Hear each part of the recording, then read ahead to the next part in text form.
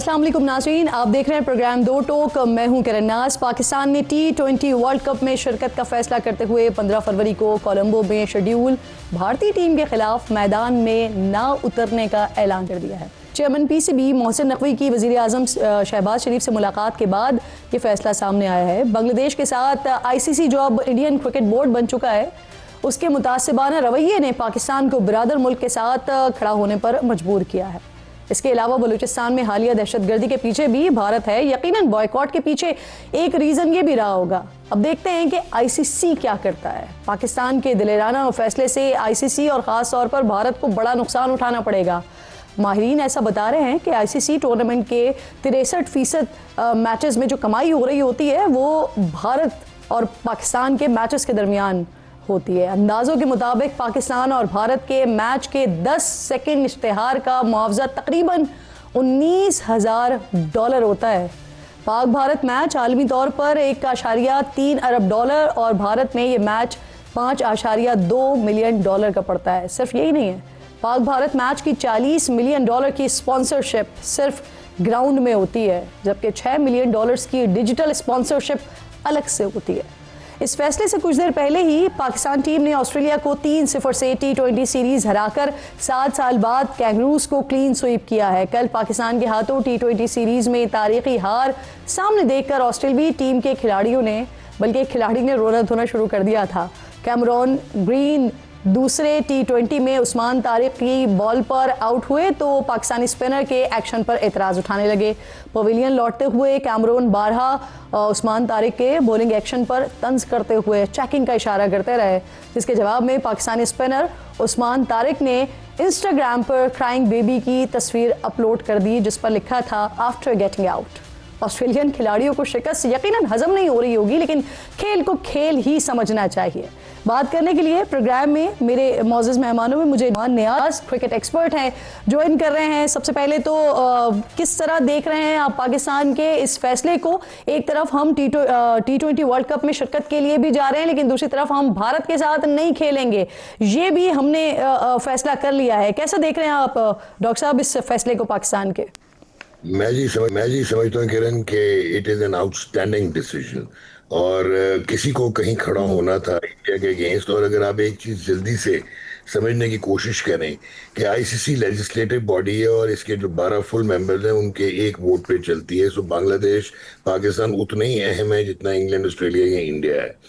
Secondly जो important चीज है, बिकॉज 70% ब्रॉडकास्ट रेवेन्यू जो है वो इंडिया से आता है और 78% टोटल ICC का रेवेन्यू इंडिया से होता है। तो उन्होंने क्रिकेट को हॉस्टेज कर लिया और सबटाज कर दिया और वो वर्चुअली रूल कर रहे हैं वो क्रिकेट को। और ऑस्ट्रेलिया, इंग्लैंड जैसे स्ट्रांग बोर्ड्स इनकी साइड किक्स बन चुके हुए हैं। तो आपने अगर इस मैट्रिक्स को तोड़ना था, इकोनॉमिक और इनकी हेगेमोनी को तोड़ना है, तो यही आप कर सकते थे। आपने बड़े सही फिगर्स दिए जो कि आप बोल रही थी, बट मैं आपको थोड़ा और हैरान करूंगा कि ICC का जो 2022 का T20 वर्ल्ड कप था उसमें $25,000 का 10 सेकंड बिका था और ICC चैंपियंस ट्रॉफी 2025 में 10 सेकंड $45,000 का बिका था। सेकेंडली जो जियो स्टार है, जो कंसोर्शियम है जो डिज्नी का और वाईकॉम 80 वो ओन करते हैं मुकेश अंबानी, जो बिगेस्ट डोनर है BJP के, रिलायंस के। तो आपको एक और चीज ध्यान में रखनी है, उनका इस वर्ल्ड कप में $911 मिलियन लगा हुआ है और बाकी तमाम दुनिया से जो ब्रॉडकास्टर उनका 60 मिलियन है। और 2024 में लॉसेस के बाद स्टार ने ICC को कहा था कि वो $3 बिलियन पे ये राइट्स अफोर्ड नहीं कर सकते जो उन्होंने खरीदे हुए हैं। तो कोई भी और पेरेंट ब्रॉडकास्टर वो लेने को तैयार नहीं था। तो ICC ने $1 बिलियन की सब्सिडी दी थी। एशिया कप भारत की गवर्नमेंट वो इंडिया में होना था, तो वो इसका बायकॉट करवाना चाह रही थी और वो एनुअल जनरल मीटिंग में नहीं गए थे जब मोहसिन नकवी जो है वो एशियन काउंसिल के भी, क्रिकेट काउंसिल के भी सरबराह हैं। लेकिन ब्रॉडकास्टर ने मजबूर किया कि वो इंडिया से बाहर निकाला गया एशिया कप और 3 मैचेस भारत और पाकिस्तान के हुए।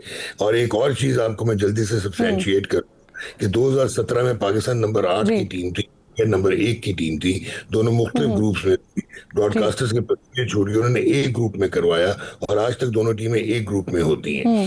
भारत पाकिस्तान के साथ बायलैटरल सीरीज खेलता, लेकिन इस फाइनेंशियल प्रेशर में डॉक्टर साहब, इससे पहले कि मैं आपसे ये पूछूं कि पाकिस्तान को, क्योंकि ये खेल है और उसके कुछ रूल्स हैं, तो पाकिस्तान ने जो डिसीजंस लिए हैं उसकी वजह से पाकिस्तान को भी किन कॉन्सिक्वेंसेस का सामना करना पड़ सकता है। लेकिन उससे पहले मुझे ये बताइए कि जब पाकिस्तान ने इतना बोल्ड स्टांस लिया है तो इस पर क्या आप देख रहे हैं, क्या आईसीसी के / इंडियन क्रिकेट बोर्ड के कदम डगमगा सकते हैं?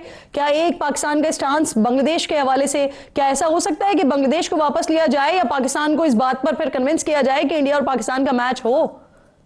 देखें, बिल्कुल आप सही कह रहे हैं कि नेगोशिएटिंग टेबल पे तो लाने की कोशिश करेंगे, लेकिन बांग्लादेश की री एंट्री मुश्किल है क्योंकि 14-2 से आईसीसी बोर्ड ने उनको वोट आउट किया हुआ है और अब उन्होंने आपने उनको बुला लिया स्कॉटलैंड को। लेकिन जो एक इम्पॉर्टेंट फैक्टर है वो लगाने की क्या कोशिश होगी, वो होगा ये, क्योंकि by participating in the world cup आपने जो पार्टिसिपेशन एग्रीमेंट था वो आपने साइन किया हुआ, उसका आपका माइनर सा ब्रीच है कि आप इंडिया और पाकिस्तान का मैच नहीं खेल रहे। लेकिन वो लीगल टर्म्स में माइनर है, लेकिन फाइनेंशियल टर्म्स में वो बहुत मैसिव है। तो अब आईसीसी का शराजा बिखर जाएगा आईसीसी टूर्नामेंट्स का, क्योंकि इंटेग्रल है इंडिया पाकिस्तान का खेलना। इसमें मैं आपको एक जल्दी सी चीज बताऊं पेनल्टीज से पहले कि ICC champions trophy 2017 400 million viewers ने देखे थे ग्लोबली, और 2021 का वर्ल्ड कप 167 मिलियन ने देखा था। और जो व्यू मीट्रिक्स थे 2021 के वर्ल्ड कप के, सिर्फ इंडिया में 15.9 बिलियन थे। और आईसीसी ने वर्ल्ड कप जो 2022 का था 265 मिलियन ने देखा, 2023 का 173 मिलियन ने देखा, और जो 2025 में जो है कमाल ही हो गया था चैंपियंस ट्रॉफी, हालांकि वन साइडेड मैच था, 206 मिलियन ने टीवी पे देखा और जियो ने 602 मिलियन डिजिटल पे देखा। तो ये सारी चीजें अगर आप देखेंगे इस सिनेरियो में, जो ब्रॉडकास्टर है वो आईसीसी को बिल भेजेगा और आईसीसी आपको भेजेगी कि जी आपकी वजह से ये पेनल्टीज हैं। तो आप कहेंगे कि भाई इंडिया की जब आती थी पाकिस्तान से ना खेलने की, तो आप कहते थे to the permission of government of India, तो गवर्नमेंट ऑफ पाकिस्तान ने किया। फिर आपने अभी जो बात की थी में बलूचिस्तान में पीछे जो आपके पास प्रूफ्स हैं इनके इन्वॉल्वमेंट के, फिर 18 साल से आपके साथ बायलैटरल सीरीज नहीं खेले, भी खेलते हैं, इंग्लैंड के साथ भी खेलते हैं, दीगर मुल्कों के साथ। So at the end of the day you have a very अच्छा डॉक्टर साहब, वैसे हमारा पाकिस्तान का हमेशा एक ओपिनियन ये रहा है कि खेल को हर चीज से बालातर होना चाहिए, लेकिन इंडिया ने हमेशा ये किया है कि खेल में सियासत को भी लेकर आया, खेल में रीजनल पॉलिटिक्स को भी लेकर आया, अब उसको उसी तरह का जवाब बर्दाश्त भी करना पड़ रहा है। बहुत सारे माहिरीन अब ये भी कह रहे हैं कि कुछ फंड्स की कटौती हो सकती है, कुछ फंड्स रोके जा सकते हैं पाकिस्तान के। तो मैं जो पूछ रही थी कि इस तरह डिसीजन से पाकिस्तान को किन कॉन्सिक्वेंसेस का सामना करना पड़ेगा, ये भी बताइए। और ये जो जवाब हम अब दे रहे हैं भारत को उसी की जबान में, तगड़े फैसले तो कहेंगे आप इसे? देखिए किरण, बहुत तगड़ा फैसला है। और दूसरा, मैंने आपको कहा ना कि मिथ तोड़ी आपने इंडिया की, और इससे अच्छा आप जो बात कर रहे हैं ना, इवन कि जो उन्होंने हमें वोट इन कर दिया था और हमें इजाजत दे दी थी कि हम न्यूट्रल वेन्यू पर श्रीलंका में खेलेंगे, वो 2027 तक, वो था 10 मई से पहले का पाकिस्तान के लिए डिसीजन।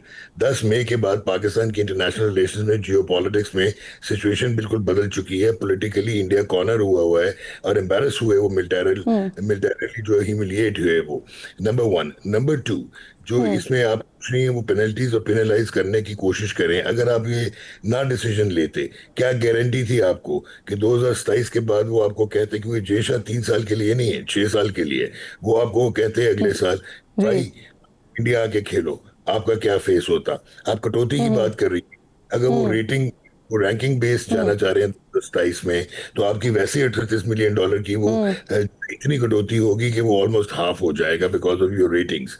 तो eight the end of the day ये एक डिसीजन आपको पावरफुल डिसीजन है जो उनको मजबूर कर देगा नेगोशिएटिंग टेबल पे आने। और दूसरा, अगर वो लीगली आपको पेनलाइज करने की कोशिश करते हैं, तो डीआरसी में माइकल बेलॉफ बैठे हुए हैं, dispute resolution committee of ICC, आप सब्सटेंशिएट कर सकते हैं जो आपके लॉस हुए हैं 18 साल में पिछले। And secondly, international court of arbitration बहुत स्ट्रॉन्ग केस बनता है कि वो उनकी गवर्नमेंट परमिट ना करे तो वो ना आए। हम भी तो फुल मेंबर है, हमारी गवर्नमेंट परमिट। चलें, पाकिस्तान के पास खेलने के लिए ग्राउंड्स बहुत हैं जो आप बता रहे हैं। अच्छा मुझे बताइए कुछ इस तरह की इत्तलात भी, क्योंकि अभी जितनी भी खबरें आ रही हैं प्रॉपर कोई चीज सामने आई नहीं है, लेकिन जो सोर्सेज से खबरें आ रही हैं, कुछ इत्तलात आ रही हैं, उसमें कुछ इस तरह की बातें भी हो रही हैं कि एक तो पाकिस्तान भारत के खिलाफ जो 15 फरवरी को कोलंबो में होगा वो नहीं खेलेगा, दूसरी तरफ जो मैच पाकिस्तान जीतेगा वो भी इजहार यकजहती में वो बांग्लादेश के नाम करेगा। कुछ इस तरह का भी डिसीजन हुआ है, कोई इत्तला आपके पास है इस हवाले से? देखिए, मैच जीत के इजहार यकजहती में बांग्लादेश को देना सिंबॉलिक है, सॉलिडारिटी शो करना, उसका कोई इम्पैक्ट तो नहीं है ना। तो उसमें अगर वो करेंगे भी तो there is nothing wrong, much wrong with that. लेकिन जो एक इंटरेस्टिंग सिनेरियो हो सकता है कि आप मैच फोरफीट करने के बावजूद अगर सेमीफाइनल में या फाइनल में इंडिया के साथ आते हैं तो क्या आप खेलेंगे या नहीं खेलेंगे?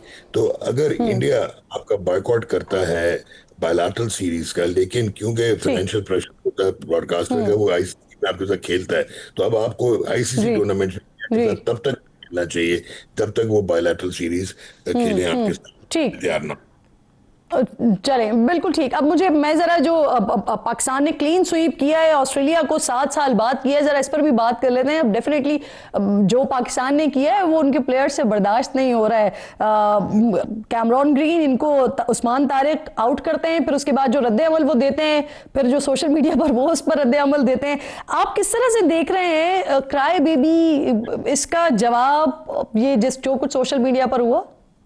देखें, सबसे पहले तो कैमरून ग्रीन जो मर्जी करता रहे, जो आईसीसी के रूल्स हैं, रूल्स ऑफ बिजनेस हैं, उसके मुताबिक अगर मैच रेफरी या अंपायर एलेज करेगा या नोटिस करवाएगा कि जी इसके एक्शन में कोई अनफेयर चीज़ है और इसकी एक्सटेंशन होती है एल्बो की, तो वो तो फिर तो मानी खेस है। ये तो जो मर्जी करते रहे, उसका कोई फर्क नहीं पड़ता। और दूसरा, इसके बारे में लॉ है, जो आईसीसी का गवर्निंग लॉ है, वो 24.3 है सब क्लॉज, उसके मुताबिक आप डील करते हैं, और 24.2 के मुताबिक। तो इसका एक तरीका है कि अगर आपका आईसीसी के टूर्नामेंट्स में उस्मान तारिक के एक्शन को कोई क्वेश्चन करता है, मैच रेफरी या अंपायर, और किसी का अख्तियार नहीं है, तो उसमें बड़ा इंटरेस्टिंग ये हो जाता है कि वो मैच ऑफिशियल जो है वो आईसीसी को रिपोर्ट भेजेगा, और वो 72 घंटे में फिर इनका एक इंडिपेंडेंट जो है वो असेसमेंट करवाएंगे। लेकिन मैं आपको इतना बता दूं, एक ऑप्टिकल इल्यूजन, वो रुकते हैं, अदरवाइज उनको 12 कैमरों से क्लियर 2 दफा किया गया है, और उनकी एल्बो एक्सटेंशन अगर 15 डिग्री से ज्यादा क्वेश्चनेबल है, या उनका जो अपर आर्म है वो हॉरिजॉन्टल हो, तो इनका बिल्कुल भी नहीं है। वो एक्शन सिर्फ ऑप्टिकल लगता है कि वो रुक के करते हैं। और एक और चीज आपको बताऊं कि साइंटिफिक रिसर्च ने प्रूव किया हुआ है कि तमाम बॉलर्स जो हैं उनकी स्ट्रेटनिंग होती है एल्बो की, लेकिन वो डिग्रीज 15 डिग्री से ज्यादा नहीं होना चाहिए। So at the end of the day जी ठीक। इट इज ऑलवेज ऑस्ट्रेलियन, वो इसलिए भी करते हैं, और वो एम्बेरस तो वो बहुत हुए हैं वाइट वॉश होके।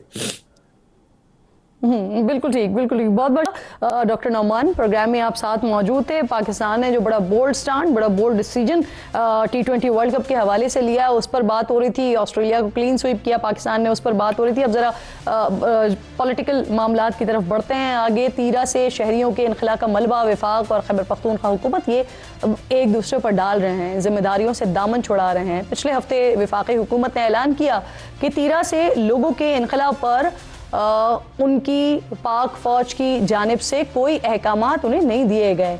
ये नोटिफिकेशन सूबे ने निकाला है और वही इसका जिम्मेदार है। पीटीआई हुकूमत ने इस बयान को मुस्तरद कर दिया। वज़ीर आला खैबर पख्तूनख्वा ने आफरीदी कौम का जरगा बुलाने का ऐलान किया और कहा कि अगर वफाक का मौक़िफ़ गलत हुआ तो फिर वो खुद मुतासरीन को तीरा छोड़ने जाएंगे। आज फिर वो फाइनली जरगा हो गया, लेकिन स्टेट से वो ऐलान नहीं हुआ जिसका इंतजार था लोगों को। सुहेल आफरीदी ने लोगों की अपने घरों को वापसी के बजाय इस्लामाबाद ले जाने का ऐलान किया है। अब सवाल यह है कि जब तक इस्लामाबाद नहीं आते, मुतासरीन अपने घरों को भी वापस नहीं जाएंगे। लोगों की मुश्किलात घर वापस जाने से कम होंगी या फिर इस्लामाबाद आने से?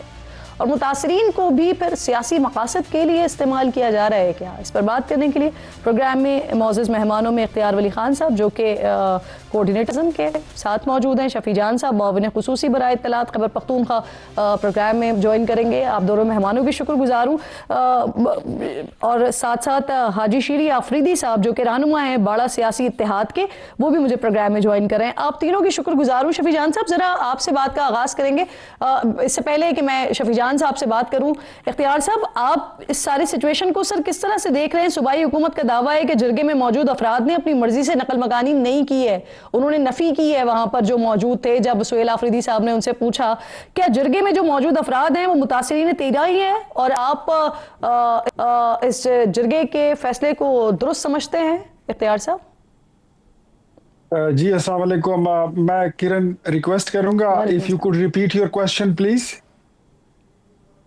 सर मैं आपसे पूछ ये रही हूँ कि सूबाई हुकूमत का दावा है कि जरगे में मौजूद अफराद, जब उनसे पूछा सुहेल आफरीदी साहब ने कि आपको नकल मकानी आपने खुद की है या करवाई गई है, तो उन्होंने कहा कि जबरदस्ती नकल मकानी करवाई गई है, ऐसा बता रहे हैं वो। तो जरगे में जो मौजूद अफराद हैं, एक तो ये बताइए कि वो तीरा के मुतासिरीन ही हैं, दूसरा आप इस जरगे के फैसले को दुरुस्त समझते हैं?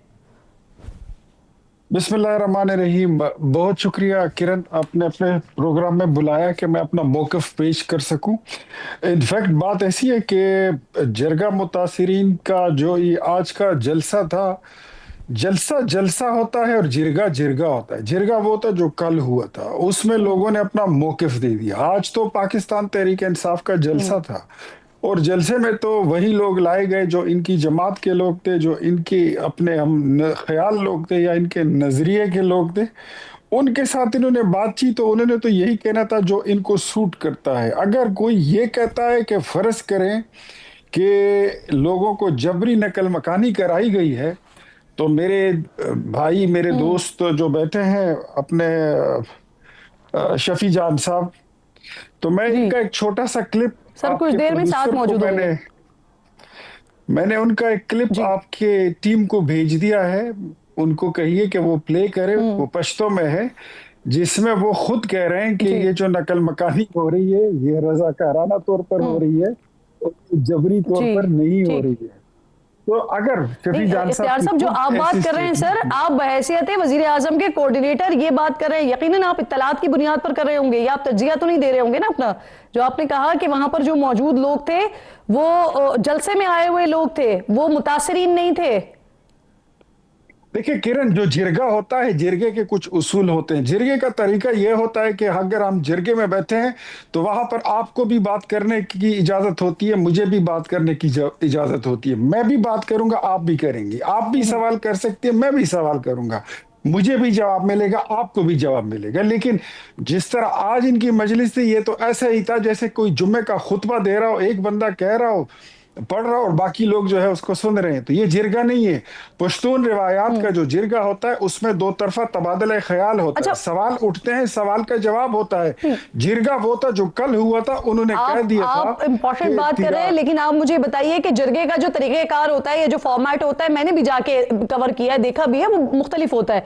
लेकिन आप ये कह रहे हैं और वसूख के साथ कह रहे हैं कि जो वहां पर लोग मौजूद थे वो मुतासिरीन तीरा नहीं थे, वो कारकुनान थे, जलसे में आए हुए लोग थे। आप ये कह रहे हैं वो पीटीआई के कारकुन थे और वो जलसा जिस तरह फ्लॉप हुआ है वो एक अलग कहानी है कि उसमें लोगों ने वहां पर पाकिस्तान तहरीक इंसाफ के खिलाफ, सुहेल आफरीदी की हुकूमत के खिलाफ लोगों में इंतहाई गम और गुस्सा पाया जाता है।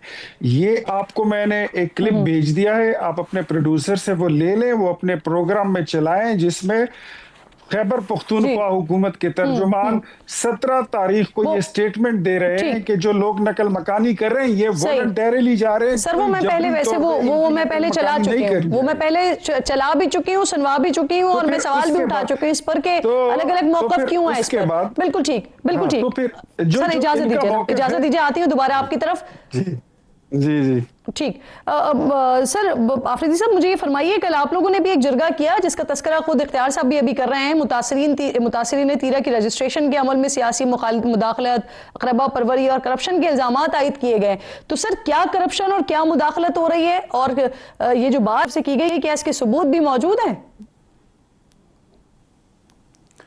शुक्रिया किरण साहिबा, आपने प्रोग्राम में मदद किया और मुझे अपने तीरा मुतासरीन का मौक़िफ़ पेश करने का मौका दिया। देखिए, हम इस बुनियाद पर हमने अपने इस एलामिये में इस पॉइंट को शामिल किया कि जो वहाँ पर जो सेंटर खोले गए हैं, पहले तो हमारा डिमांड था कि इसको तीरा में ही ये सेंटर बनाए जाएं। जो लोग वहाँ पर जो नुमाइंदा जरगा है तीरा का, वो वहाँ पर एक एक घर को एक एक बंदे को जानते हैं, वहाँ पर इसकी रजिस्ट्रेशन होती और वहाँ पर ही उसको रकम ट्रांसफ़र नकद मिल जाती। लेकिन वो उन्होंने ऐसा नहीं किया, उन्होंने वो पॉइंट नीचे ले आए, मुख्तलिफ जगहों पे और इसमें अपने सियासी कारकुनान को बैठाया। हम ये इस बुनियाद पे कह रहे हैं और हम इसी इलाके से बिलोंग करते हैं, तो वहाँ पर सियासी कारकुनान एक इंतज़ामी मसला एक जो लोकल एडमिनिस्ट्रेशन ने करना था, वहाँ पर अपने हर गेट पे हर जगह पे सियासी लोगों को बैठाना जिसको वो फोकल पर्सन अपने आप को जाहिर करते हैं। तो उन्होंने वो किया और वो सैकड़ों की तादाद में वो पर्ची जो है वो बांध दी गई और सैकड़ों की तादाद में उन्होंने उसमें अपनी मर्जी के और अपने जो उसके अपने लोग थे उन्होंने ये किया है। और ये वहाँ चले आप जो बात कर रहे हैं कि अपनी मर्जी के लोगों को फैसिलिटेट किया गया है, शफी जान साहब साथ मौजूद हैं, वो इन तमाम बातों का उनसे जवाब हम लेंगे। एक छोटा सा ब्रेक लीजिए, ब्रेक के बाद तीनों मोअज़्ज़िज़ मेहमान साथ मौजूद हैं, बात करते हैं।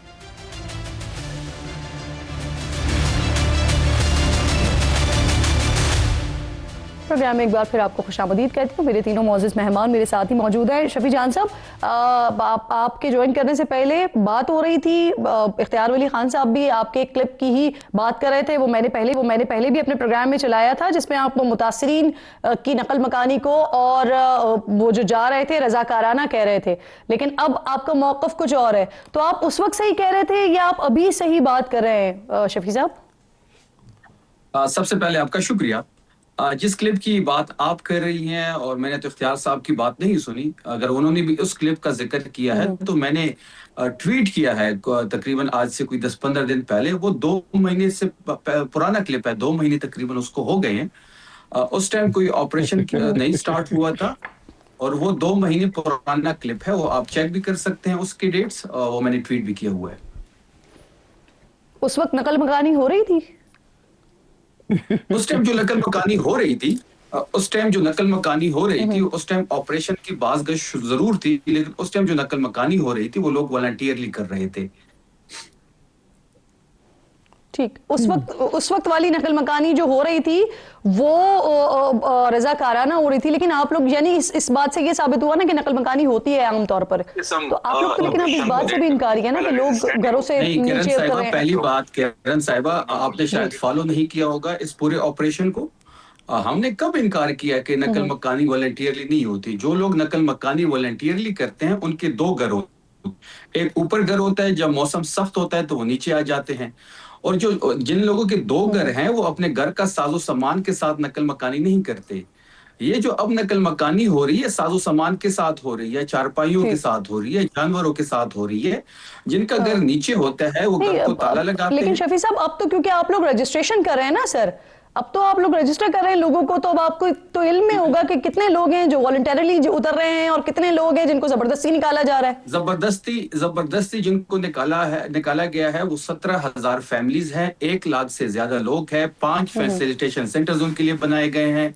17,000 फैमिलीज की रजिस्ट्रेशन हो रही है, 15,000 तक हो चुकी है और 2,000 अभी रहते हैं। जो रजाकाराना गए वो कितने नंबर्स बताए आपने? नहीं, रजाकाराना का नंबर तो मेरे पास नहीं है, वो तो वॉलंटियरली आते हैं। जिनको जबरी इनखिला के तौर पर घर छोड़ना पड़ा है उनकी 17,000 फैमिलीज हैं, जिनमें 15,000 फैमिलीज की तकरीबन रजिस्ट्रेशन हो चुकी है और 5 फैसिलिटेशन सेंटर उनके लिए कायम किए गए थे। ठीक, अच्छा, खैबर पख्तूनख्वा के वजीर आला जब वो मुतासिरीन को वापस तीरा छोड़ने की बात कर रहे थे ना, वो कह रहे थे कि जिरगा करेंगे, बात करेंगे उनसे और फिर उसके बाद वापस तीरा लेके जाएंगे, लेकिन आज कहानी बिल्कुल चेंज हो गई। अब बाकायदा वो इस्लामाबाद आने की बात कर रहे हैं। आप क्यों साथ ही मौजूद है, लेकिन फिर भी मैं चाह रही हूँ मेरे नाज़रीन के लिए भी जरा सुन लें वजीर आला ने क्या कहा है, फिर उसके बाद बताइएगा कि जब तक इस्लामाबाद नहीं होकर आ जाएंगे ये बेचारे मुतासिरीन, तब तक क्या अपने घरों को नहीं जाएंगे? शफी साहब, क्या करेंगे जब तक इस्लामाबाद नहीं आएंगे? फिर तब तक घर नहीं जाएंगे लोग। किरण साहिबा, आज आपने देखा होगा कि जिस नंबर में लोग आए थे और जिस नंबर में लोगों ने यह फैसला सुनाया कि उनको जबरी इनखिला की सूरत में ही निकाला गया था, वो तो साबित हो गया है।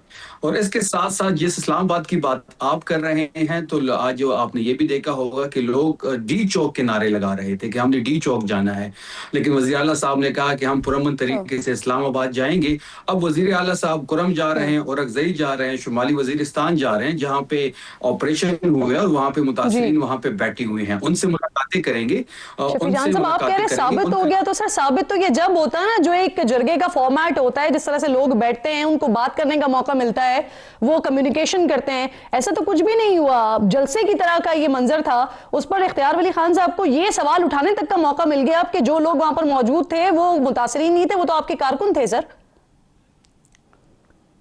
कोई कारकुन नहीं था, ना ही पाकिस्तान तहरीक इंसाफ का कोई परचम था। ये तिरा के ही लोग थे जो डिस्प्लेसमेंट हुए हैं। मलक भी बैठे हुए थे, आपने बुजुर्ग शख्सियत भी देखी होंगी जो फ्रंट पे बैठी हुई थी, और आपने देखा जब वज़ीर आला साहब ने पूछा तो सबने हाथ उठाए, हाथ तो किसी ने जबरदस्ती नहीं उठाया। अब हमने मजीद जरगे करने हैं। आप मुझे 1 मिनट देगा किरण साहिबा। वैसे हाथ तो आपने भी उठाया शफी साहब, लेकिन आप तो मुतासरीन में शामिल नहीं है ना, हाँ तो आपने भी उठाया था। अच्छा मुझे ये बताइए वजीर आला, आप तमाम कबायली, नहीं आप जी सवाल ले लें, सवाल के साथ ही ऐड कर लीजिए। आप मुझे बात ही नहीं करने दे रही। नहीं सवाल किस सही, मुझे पहले पिछले सवाल का जवाब देने दें। आप देखें, अब हमने शुमाली वजीरिस्तान जाना है, अब हमने कुरम जाना है और अगजई जाना है, वहां पे हमने जरगे कराने हैं। इन तमाम लोगों के जरगे की सूरत में उनकी जो राय होगी वो भी शामिल की जाएगी। फिर हमने इकट्ठा एक पख्तून कौमी जरगा बुलाना है और उसमें फैसला होना है। हमने इस्लामाबाद आना है या जहां भी जाना है तो लोग फैसला करेंगे, और इस तमाम जरगों की जो सरपरस्ती है वो वज़ीर आला साहब खुद करेंगे। तमाम उन लोगों की जो जिनका जहां पे ऑपरेशन हो चुके हैं और जहां पे मुतासरीन इस वक्त खुले आसमान के नीचे फेडरल हुकूमत छोड़ की जा चुकी है, ये हमारे लोग हैं, हमारी जिम्मेदारी है। इन सब के पास हम जाएंगे और हम कलेक्टिवली एक डिसीजन करेंगे। और ये जो सारी आप सिचुएशन बता रहे हैं, इसमें तो काफी वक्त लग जाएगा। आगे 10-15 दिन के बाद रमजानुल मुबारक हैं, तो मुतासरीन पे तब तक क्या करेंगे, ये भी एक बड़ा अहम सवाल है शफी साहब। और उसके साथ साथ फिर कल वजीर आजम के पास भी जाएंगे वजीर आला, तो कल की मुलाकात का एजेंडा क्या है? देखिए, पहली बात है कि जहां तक डिस्प्लेसमेंट लोग जो यहाँ पे बैठे हैं और आगे रमजान आ रहा है, हमने तकरीबन पूरी तैयारी की हुई है, किसी चीज की कमी नहीं हम छोड़ेंगे इन लोगों को। दूसरी बात, जहां तक वजीर आजम की मुलाकात का सवाल है, तो कल वजीर आजम साहब ने वजीर आला साहब को बुलाया हुआ है और वजीर आला साहब जाएंगे, अपने सूबे के हुकूक की बात करेंगे, हमारे जो वाजिबुल अदा पैसे हैं उस पे बात होगी, सूबे की सिक्योरिटी सिचुएशन पे बात होगी, और तमाम चीजों को बड़े मुतल्लल तरीके से वजीर आजम के सामने पेश किया जाएगा। सही। अब वजीर आजम की तरफ से कल की मुलाकात का एजेंडा क्या होगा, इख्तियार वली खान साहब से इस बात का जवाब लेंगे। ब्रेक लीजिए आप।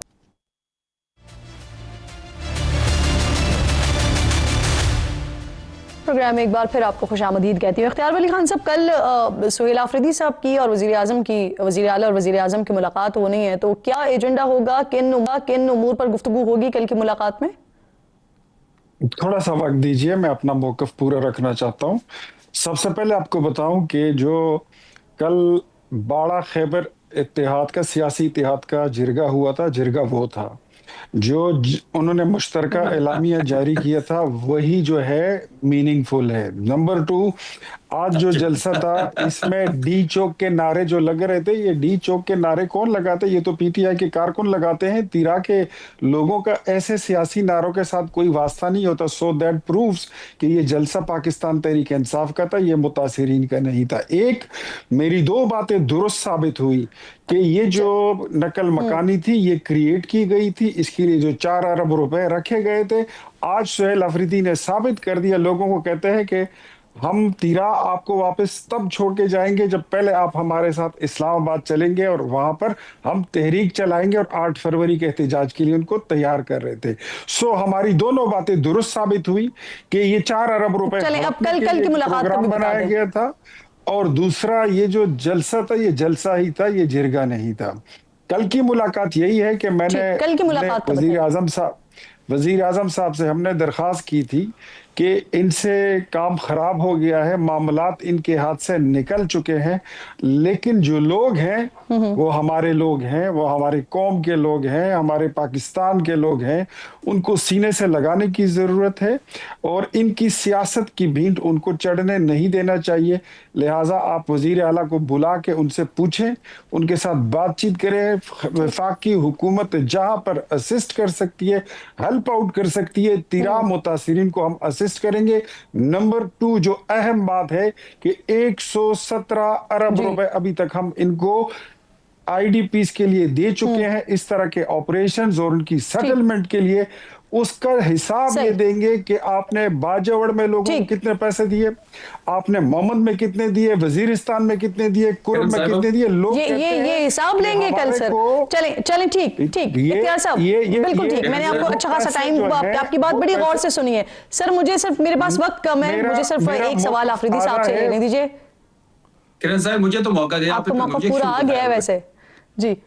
मैं आती हूँ सर, आपकी तरफ आती हूँ। आफरीदी साहब मुझे ये फरमा दीजिए सर, वैसे आप लेट आए हैं, आप आज आपने ज्वाइन थोड़ा सा देर से किया है। आफरीदी साहब मुझे ये फरमा दीजिए सर, वजीर आला साहब जा रहे हैं अब दीगर कबायली अजला के लोगों से मुलाकात करेंगे, उनकी राय जानेंगे, तो आप हिमायत करते हैं वजीर आला इस्लामाबाद जाने की बात कर रहे हैं? देखें, शफी जान साहब की बातों से तो यही लग रहा है कि आप ये जो इनका तहरीक है वो जो मस्जिद अज़ला है उसके लोगों से चलाना चाहते हैं उसको। देखिए, यहाँ पर हम मुतालबा ये कर रहे हैं, वफाक से भी मुतालबा कर रहे हैं, और हम कल जो मुलाकात है उसको खुशाइन भी करार देते हैं कि खुदारा ये जो हमारे मस्जिद डिस्ट्रिक्ट हैं उस पर अपनी आईनी जिम्मेदारियाँ पूरी करें। जो आप law and हिमायत order करते हैं सर situation वजीर है, आला की? उसको ठीक किस चीज़ की हिमायत? वजीर आला कबायली अजला में जाएंगे, वो फिर वहां पे आके पूछेंगे कि इस्लामाबाद जाना है लोगों ने, फिर उसके बाद तीरा घर जाएंगे वापस। कबायली अजला को आप जाने की इसकी जरूरत क्या हिमायत है? करते हैं? कबायली अजला में जाने की ठीक, जरूरत ही नहीं चलें, है। ठीक। वो चीफ एग्जीक्यूटिव सही मौक़िफ़ आ गया आपका शफी साहब। इशू जो है ठीक, वो शफी साहब मुझे ये बता दीजिए, अभी जो इख्तियार साहब ने भी सवाल उठाया सर, ये 4 अरब का बार बार सवाल उठ रहा अपना है। मन के लिए ठीक। इक़दाम करें, लोगों को ऑन बोर्ड ले किरण लें। साहब, कल की जो बिल्कुल ठीक, मुलाकात आपका है, जवाब आ गया है सर जी। शफी साहब मुझे ये फरमा दीजिए, ये जो 4 अरब के ऊपर बार बार सवाल उठ रहा है, जी जी, इसका रिकॉर्ड मौजूद है किरण आपके साहब, पास? कल की जो जी किरण साहब, कल की जो मुलाकात है वज़ीर आला साहब की वज़ीर आज़म साहब से, उसमें जो है वो वफाकी वज़रा की जो रवैया है खैबर पख्तूनख्वा के मुतालिक, को जिस तरीके से ये झूठ बोलते हैं, प्रेस रिलीज करते हैं, इस पे भी बात होगी। जहां तक 4 अरब रुपए की बात है कि इनके पास कोई हकाइक नहीं है। 4 अरब रुपए में सिर्फ 92 करोड़ रुपए खर्च हो चुके हैं, अभी भी 3 अरब 8 करोड़ रुपए पड़े हुए हैं। 92 करोड़ रुपए सिर्फ ट्रांसपोर्टेशन पे खर्च हुए हैं, क्यों इनकी जो पड़े हुए हैं? फैसिलिटेशन क्यों बाकी पड़े हैं? हुई है। इख्तियार साहब, मैंने भाई आपके पड़े टाइम पे क्यों नहीं बोला। है? नहीं पड़े तो क्यों है? अगर पैसे आप- आप लोगों को देते क्यों नहीं है? इख्तियार साहब शफी साहब को, इख्तियार साहब शफी साहब को बात आ रहा हूँ, कंप्लीट उसी पे आ रहा हूँ, शफी उसी साहब पे कब आ तक रहा हूँ। देंगे आप- मुतासरीन को सर, ये भी बता आपसे दीजिए। पहले आप ज्यादा जज्बात पे नहीं आए। 5300 अरब की करप्शन का हिसाब हम आपसे लेंगे, थोड़ा इंतजार करें। जहां तक 705 बाकी अरब रुपया हमने आपको दिया है, 705 अरब रुपए कबाइली अजला आप के अभी लिए। भी हमारे उसका हिसाब दो। 4758 अरब रुपए के 705 कर्जदार हैं। तुम्हारे कोई आप बकाया वाजिब जात अदा नहीं है। करते हैं, आप पश्तून आप कौम को रिप्रेजेंट चोरी करते हैं, आप आप डाके पश्तून कौम डालते की हैं, दुश्मनी डाके कर डालते रहे हैं, हैं। डाकू आप हैं। रोज टीवी पे आप बैठ के पख्तून पश्तून कौम कौम की के दुश्मन बेइज्जती हैं। करते हैं। इख्तियार आप साहब, मीर जाफर हैं, मीर सर सादिक आप हैं। दोनों मोअज़्ज़िज़ मेहमानों से आप मैं लोग रिक्वेस्ट ज़ाती करूंगी कि तौर पर- प्लीज ये बातें ना करें। इस वक्त हम मुतासरीन के हवाले से बात करने के लिए बैठे हुए, और फिर बात असल बात नहीं हो पाती है, असल बात नहीं हो पाती है। इस तरह की आप दोनों मेहमानों की मैं शुक्रगुजार हूँ, आफरीदी साहब आपकी भी शुक्रगुजार। इसी लड़ाई झगड़े में सर वक्त खत्म हो गया है सेगमेंट का। बहुत शुक्रिया, आप तीनों मेहमान साथ मौजूद थे। एक छोटा सा ब्रेक लीजिए नाज़रीन, ब्रेक के बाद वापस आते हैं।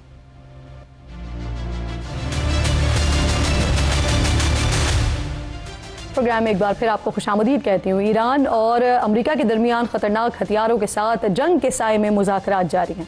अमेरिकी सदर का दावा है कि ईरान इस बार संजीदगी से मुज़ाकरात कर रहा है और उन्हें उम्मीद है कि नताइज अमेरिका के मफाद में निकलेंगे। अमेरिका ने ईरान के करीब बहरी जहाज, तैयारे, मिसाइल सिस्टम और बड़ी तादाद में फ़ौजी क़ुव्वत जमा कर रहा है। ईरान की तरफ भेजा बहरी जहाज वेनेजुएला में भेजे गए समुद्री जहाज से कई गुना बड़ा है। इस अमरीकी बहरी बेड़े में एटमी तवानाई से चलने वाला तैयारा बरदार जहाज USS अब्राहम लिंकन, बैनुल-अक़वामी पानियों में फ़ज़ाई कार्रवाई करने वाली स्ट्राइक एंड कमांड फोर्स और जदीद तरीन F-35 स्टेल्थ जहाज भी शामिल हैं। तैयारा बरदार जहाज की हिफाजत के लिए गाइडेड मिसाइल्स इसके अतराफ मौजूद हैं। उधर व्हाइट हाउस ने कहा है कि ईरान पर हमले का ऑप्शन अब भी मेज़ पर मौजूद है। अमेरिका की धमकियों और मुज़ाकरात और मुआहदे के बयानात के जवाब में कल ईरानी वज़ीर ख़ारजा ने मुज़ाकरात पर आमादगी का इजहार करते हुए कहा कि पाबंदियां उठाए जाने के बदले ईरान जोहरी हथियार से दस्तबरदारी के लिए तैयार है। लेकिन अमेरिकी मीडिया का दावा है कि ट्रंप इंतज़ामिया ने ईरान के साथ मुमकिना मुआहदे के लिए 4 अहम शराइत रखी हैं।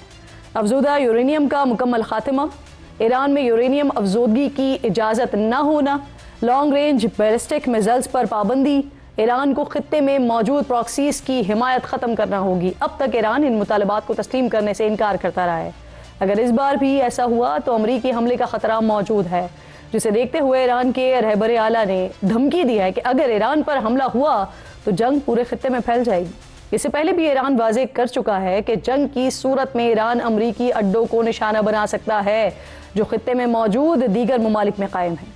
दूसरी तरफ नाज़रीन, 29 जनवरी को यूरोपीय यूनियन ने भी ईरानी पासदाराने इनकलाब फोर्स को दहशतगर्द तंजीम करार दिया है, जिसके जवाब में आज ईरानी पार्लियामेंट के स्पीकर ने यूरोपीय ममालिक की अफवाज को दहशतगर्द करार दे दिया है। इसके अलावा भी एक और अहम मामला है। नाबालिग बच्चों के साथ जिनसी जराइम में मुलव्विस जेफरी एप्स्टीन के भारतीय वज़ीर आज़म नरेंद्र मोदी के ताल्लुकात सामने आए हैं। एप्स्टीन ने 9 जुलाई 2017 की एक ईमेल में लिखा कि नरेंद्र मोदी मेरे मशवरे के मुताबिक इसराइल गए, अमरीकी सदर के फ़ायदे के लिए वहाँ नाचा और गाया, इससे मकसद पूरा हो गया है। जिसके बाद भारत में तूफान मच गया है और अपोजिशन जमात कांग्रेस ने मोदी से कई सवाल पूछे हैं। नरेंद्र मोदी जेफरी एप्स्टीन से मशवरा क्यों लेने गए थे या क्या ले रहे थे? अमरीकी सदर ट्रंप के कौन से फायदे के लिए मोदी इसराइल में नाचे? कौन सा मकसद पूरा हुआ? सीरियल रेपिस्ट एप्स्टीन से मोदी का क्या रिश्ता था? वाज़ेह रहे कि ये ईमेल एप्स्टीन ने मोदी के इसराइल दौरे के 3 दिन बाद लिखी थी। प्रोग्राम का वक्त खत्म हो गया। इंशाल्लाह जुमे को नाज़रीन से मुलाकात होगी। और अपने मुल्क का खास ख्याल रखिए। फ़लस्तीन को, मकबूजा कश्मीर को अपनी दुआओं में याद रखिए। अल्लाह निगहबान।